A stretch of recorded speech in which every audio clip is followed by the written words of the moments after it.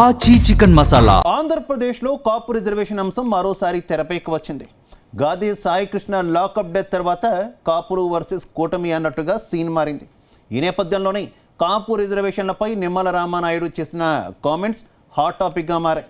ఈ వ్యాఖ్యలు అధికార పార్టీ సెల్ఫ్ గోల్ వేసుకునేలా ఉన్నాయనే చర్చ జరుగుతోంది. ఇంతకీ నిమ్మల రామానాయుడు ఏమన్నారు? Let's watch the story.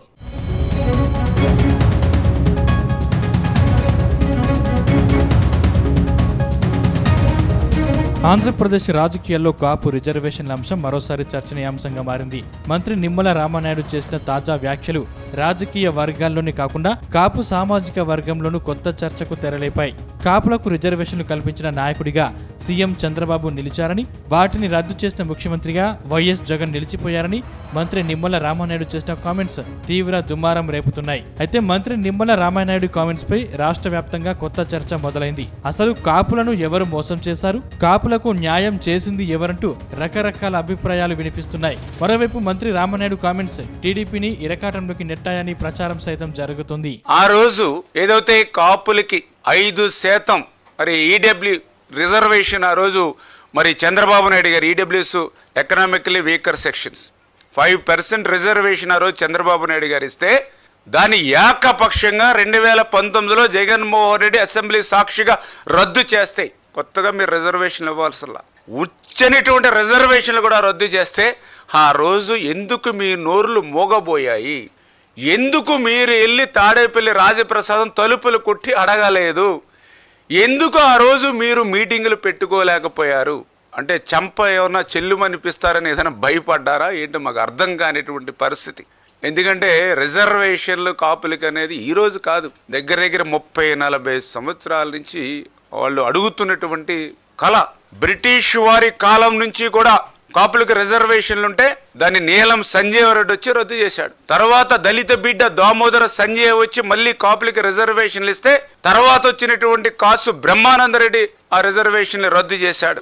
మళ్ళీ చంద్రబాబు నాయుడు గారు ఈడబ్ల్యూఎస్ లో కేంద్రం ఇస్తే బీసీలకు ఎవరికి ఎటువంటి నష్టం లేకుండా ఎకనామికల్లీ వీకర్ సెక్షన్ లో ఏదైతే కేంద్రం అదనంగా 10% ఇస్తే ఏ బీసీలకి నష్టం లేకుండా 5% చంద్రబాబు నాయుడు గారు ఇస్తే దాన్ని మళ్ళీ మొన్న జగన్మోహన్ రెడ్డి రద్దు చేసినటువంటి పరిస్థితి. అంటే చరిత్రలో కాపులకి రిజర్వేషన్ ఇచ్చింది ఇద్దరు. ఒకటి దళిత బిడ్డ దామోదర సంజీవయ్య, రెండవది నారా చంద్రబాబు నాయుడు గారు.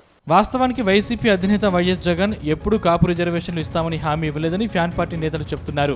ఈ అంశం రాష్ట్ర ప్రభుత్వ పరిధిలో పూర్తిగా సాధ్యమయ్యే విషయం కాదని బహిరంగంగానే చెప్పారని గుర్తు చేస్తున్నారు. మరోవైపు 2014 ఎన్నికల్లో కాపులను బీసీ జాబితాలో చేర్చుతామని హామీ ఇచ్చిన తెలుగుదేశం పార్టీ ఆ వాగ్దానాన్ని అమలు చేయలేకపోయిందనే విమర్శలు ఇప్పటికీ వినిపిస్తూనే ఉన్నాయి. అయితే 2019 ఎన్నికలకు ముందు కేంద్ర ప్రభుత్వం తీసుకొచ్చిన 10% ఈడబ్ల్యూఎస్ రిజర్వేషన్లో 5% కాపులకు ప్రత్యేకంగా కేటాయిస్తూ అప్పటి చంద్రబాబు ప్రభుత్వం నిర్ణయం తీసుకుంది.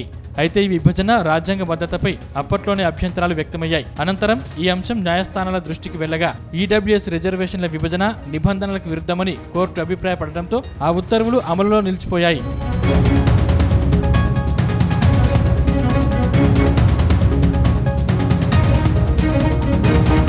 అయితే కాపు సామాజిక వర్గానికి చెందిన కొందరు నాయకులు, మేధావులు మరో వాదనను తెరపైకి తెస్తున్నారు. ఎస్సీ, ఎస్టీ, బీసీ వర్గాలకు చెందని ఆర్థికంగా వెనుకబడిన కుటుంబాల్లో కాపుల జనాభా గణనీయంగా ఉంటుందని, అలాంటి పరిస్థితుల్లో మొత్తం 10% ఈడబ్ల్యూఎస్ రిజర్వేషన్లో అవకాశాన్ని తగ్గించి కేవలం 5% పరిమితం చేయడం వల్ల దీర్ఘకాలంలో కాపులకి నష్టం జరిగిందనే అభిప్రాయం వ్యక్తమవుతుంది. జనాభా ప్రాతిపాదికన చూస్తే పూర్తి 10% ఈడబ్ల్యూఎస్ రిజర్వేషన్ అమల్లో ఉండడం వల్లే ఎక్కువ అవకాశాలు కాపులకు లభించేవని వారు వాదిస్తున్నారు. ఈ నేపథ్యంలోనే అప్పటి జగన్ ప్రభుత్వం ప్రత్యేక 5% కోటాను కొనసాగించకుండా సాధారణ ఈడబ్ల్యూఎస్ విధానానికి మద్దతిచ్చిందని రాజకీయ విశ్లేషకులు చెబుతున్నారు. మరోవైపు నిజంగా 5% రిజర్వేషన్ కాపులకు న్యాయమైనదే అయితే ప్రస్తుతం అధికారంలో ఉన్న కూటమి ప్రభుత్వం దానిని తిరిగి ఎందుకు అమలు చేయడం లేదని ప్రశ్నలు లేవనెత్తుతున్నారు.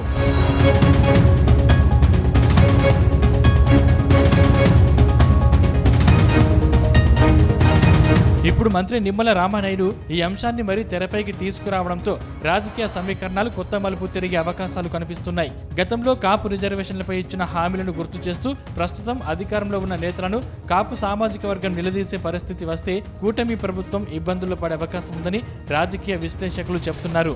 ముఖ్యంగా డిప్యూటీ సీఎం పవన్ కళ్యాణ్ గతంలో తాను అధికారంలోకి వస్తే కాపులకి రిజర్వేషన్ కల్పిస్తామని చేసిన హామీలను ప్రస్తావిస్తూ కాపు రిజర్వేషన్ల అమలుపై డిమాండ్లు పెరిగితే ఈ అంశం రానున్న రోజుల్లో ఆంధ్రప్రదేశ్ రాజకీయాల్లో కీలక చర్చగా మారే అవకాశం ఉందనే అభిప్రాయం వినిపిస్తోంది.